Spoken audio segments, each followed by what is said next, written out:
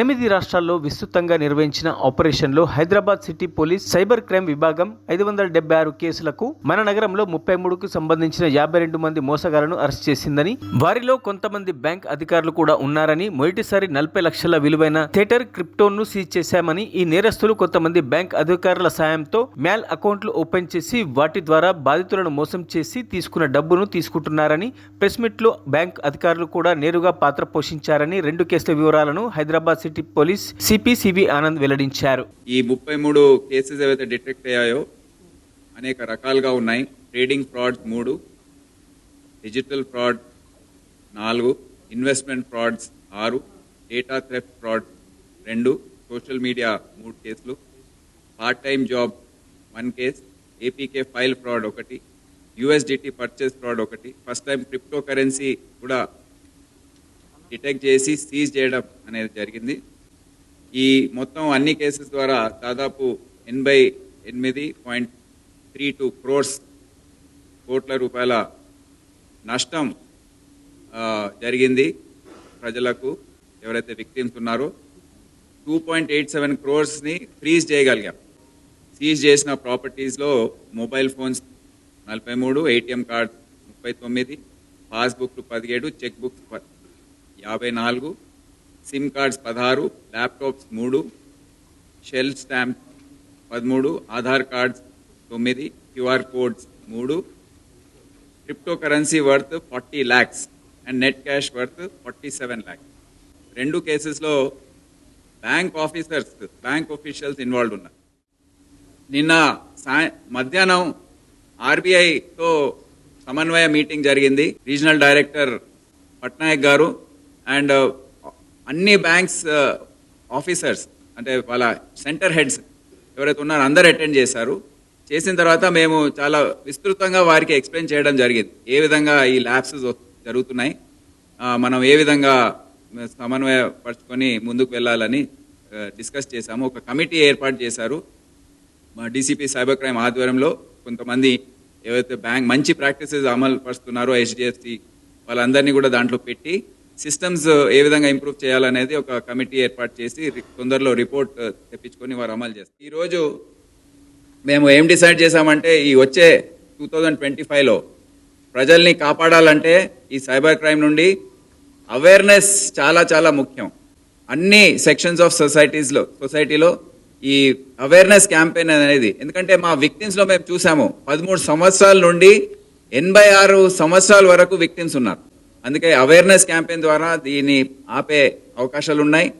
Bank వ్యవస్థ ఏదైతే ఉందో వారి కోఆపరేషన్ ద్వారా ఇది కంట్రోల్ చేసే అవకాశం ఉంది. ఇవన్నీ కూడా వచ్చే సంవత్సర కాలంలో మేము చేయదలుచుకున్నాం. మొదటి కేసు ఇది 93 లక్షల ట్రేడింగ్ ఫ్రాడ్. ఇది భారతదేశంలోనే కాదు, నేపాల్ మరియు చైనా అక్కడ కూడా విస్తరించింది ఈ కేసు. దీంట్లో Shubham Kumar Jha deputy manager, Arun Rasheed assistant vice president Axis Bank, మరియు R Mohan fabrication business owner టీనియా బెంగళూరు, ముగ్గురు కూడా బెంగళూరుకు సంబంధించిన వారు ఈ కేసులో పూర్తి స్థాయిలో ఇన్వాల్వ్మెంట్ ఉంది. దీంట్లో ముఖ్యంగా ఏం జరిగిందంటే, ఎవరైతే విక్టిమ్ ఉన్నారో అతను ఫేస్బుక్ బ్రౌజింగ్ చేస్తున్న సందర్భంలో అతనికి ఒక వాట్సాప్ గ్రూప్తో తారసపడింది. ఆ వాట్సాప్ గ్రూప్ పేరు C105.BlackRock Capital Stock Mentoring Group. So దీంట్లో అతను ఫస్ట్ అదంతా చూసి జాయిన్ అయిన తర్వాత అతనికి ఫేక్ కాన్వర్జేషన్స్ ఉంటాయి. దాంట్లో మిగతా మెంబర్స్ కూడా అంతా ఫేక్ ఉంటారు. వాళ్ళు నాకు ఇంత ప్రాఫిట్ వచ్చింది, అంత ప్రాఫిట్ వచ్చిందని చెప్పడము. ముందు 40,000 దాంట్లో ఇన్వెస్ట్ చేశాడు. 40,000 ఇన్వెస్ట్ చేసిన తర్వాత ఆయనకి ఇనీషియల్గా కొద్దిగా ప్రాఫిట్ చూపించారు.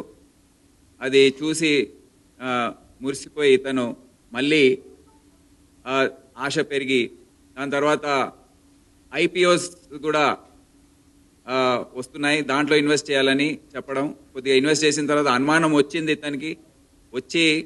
కానీ ఆ సందర్భంలో నువ్వు ఇప్పుడు విత్డ్రా చేయడానికి లేదు, ఇంకా ఇంత మినిమం అమౌంట్ ఇంత అవుతే కానీ నువ్వు విత్డ్రా చేసుకోలేవని బెదిరించడము, ఒక విధంగా అతన్ని ఫిక్స్ చేయడం దాంట్లో. దాని తర్వాత నెక్స్ట్ ఫేజ్లో 93 lakhs అతను ఇన్వెస్ట్ చేశాడు. రియలైజ్ అయ్యేసరికి మొత్తం అమౌంట్ కూడా అకౌంట్ అంతా బ్లాక్ చేసేసి ఏ ఫోన్ కూడా ఆన్సర్ చేయకపోవడం ఇదంతా జరిగింది. సో దీంట్లో ముఖ్యంగా నోటీస్ చేసేది ఏంటంటే ఈ శుభం కుమార్ జా, హరూన్ రషీద్ అండ్ ఆర్ మోహన్ వీళ్ళందరూ కూడా బ్యాంక్ ఆఫీషియల్స్ అవుతూ వీళ్ళు వందలాది మ్యూల్ బ్యాంక్ అకౌంట్స్ ఓపెన్ చేయించారు. బంధన్ బ్యాంక్లో ఒకటి మెసర్స్ మాహీ టెక్ సొల్యూషన్స్ అనేది ఒక అకౌంట్ ఓపెన్ చేయించారు ఫేక్ అడ్రస్ వాడుతూ. And login credentials were shared with cyber fraudsters via Telegram. And ఈ 93 lakhsలో 38 lakhs ఈ అకౌంట్ నుంచి వాళ్ళు డైవర్ట్ చేయించారు. ఇది చాలా ముఖ్యమైన అంశం. బ్యాంక్ ఆఫీషియల్స్ కుమ్మక్కైతే ఈ విధంగా అవుతుందని మనం అందరం కూడా గుర్తించాలి. ఈ కేసు మనం చూస్తే దాదాపు 23 కోట్ల రూపాయల ఫ్రాడ్ వీళ్ళు దేశవ్యాప్తంగా చేశారు. వీరందరినీ కూడా 20 కేసుల్లో అరెస్ట్ చేయడం జరిగింది. రెండవది కూడా ఒక ట్రేడింగ్ ఫ్రాడ్, అది కూడా 2.06 crore దీంట్లో పోగొట్టుకున్నాడు విక్టిమ్. అనిషా యాప్ అని ఒక ఫేక్ ట్రేడింగ్ యాప్ ఉంది. దాంట్లోకి ఇతను ఒక వాట్సాప్ గ్రూప్ VIP H8-5 అనేది వాట్సాప్ గ్రూప్లో ఇతను జాయిన్ అయ్యాడు. జాయిన్ అయ్యి దాని తర్వాత వాళ్ళు అందరూ వాట్సాప్ గ్రూప్లో ఇదే విధంగా మేము చాలా లాభాలు సంపాదిస్తున్నాము, ప్రాఫిట్ వచ్చింది ఇదంతా ఇన్వెస్ట్ చేయడంతో అని చెప్పడం, మళ్ళీ అతని ఆశ దాంట్లో రావడం, నేను కూడా సంపాదిస్తానని అతను కూడా దీంట్లో జాయిన్ అయ్యి ముందు 5 lakhs ఇన్వెస్ట్ చేశాడు. అదేవిధంగా ప్రాఫిట్ చూపించి అదంతా చేసి దాని తర్వాత 27.5 lakhs ఇన్వెస్ట్ చేశాడు. మళ్ళీ ప్రెషర్ చేయడము, నువ్వు విత్డ్రా చేసుకోవడానికి వీల్లేదు అని చెప్పడము, అతను ఇంకా రియలైజ్ కాకపోవడం, మళ్ళీ 1.62 crores వరకు వెళ్ళాడు. ఫిక్స్డ్ డిపాజిట్స్ అన్ని బ్రేక్ చేసుకుంటూ అతను ఇన్వెస్ట్ చేసుకుంటూ వెళ్ళాడు. ఫైనల్గా చూస్తే 2.06 crores 2 కోట్ల పైన పోగొట్టుకున్న తర్వాత అతను రియలైజ్ అయ్యి అంతా ఏం చేయాలనే పరిస్థితుల్లో అప్పుడు అతని అకౌంట్ వాళ్ళకు కూడా తెలిసి వచ్చింది, ఫ్రాడ్స్టర్స్కి ఇతను ఇప్పుడు గుర్తించాడని అతని అకౌంట్ బ్లాక్ చేసేసి అదంతా పూర్తిగా మూసేశారు. అతను వచ్చి కంప్లైంట్ చేయడం, దీనికి మొత్తం ఇన్వెస్టిగేషన్ టేకప్ చేయడం అనేది జరిగింది. దీంట్లో ముఖ్యంగా మాగంటి జయకిరణ్, ముఖ్యంగా బ్యాంక్ ఎంప్లాయీ, కోటక్ మహీంద్రాలో పనిచేస్తూ టాటా శ్రీనివాస్, వీళ్ళందరూ కూడా కమిషన్ 1%, 2%, 5% కమిషన్ పైన పనిచేస్తుంటారు ఈ మ్యూల్ అకౌంట్స్ ఓపెన్ చేయడానికి. మొదటిసారిగా మొహమ్మద్ జునేద్ అనే వ్యక్తిని పట్టుకోవడం, అతను క్రిప్టో కరెన్సీగా ఈ క్యాష్ అంతా ఏదైతే డైవర్ట్ అయ్యి వస్తుందో అది క్రిప్టో కరెన్సీగా మార్చడం అనేది అతను చేసే ఎమ్మో అది. సో అతన్ని ఫస్ట్ టైం USDT టెథర్ అనే క్రిప్టో కరెన్సీ సీజ్ చేయడం జరిగింది. ఇదే కేసులో క్యాష్ కూడా రెడ్ హ్యాండెడ్గా క్యాష్ కూడా పట్టుకోవడం అనేది జరిగింది. మూడవ కేసు డిజిటల్ అరెస్ట్ కేసు. ఇది మన సిటీలో పేరుగాంచిన డాక్టర్ కపుల్ వీళ్ళు టెలికాం డిపార్ట్మెంట్ నుండి వారికి ఫోన్ వచ్చింది, నేను టెలికాం డిపార్ట్మెంట్ ఆఫీసర్ మాట్లాడుతున్నాను, ఈ విధంగా మనీ లాండరింగ్ కేసులో మీరు ఇరుక్కున్నారు,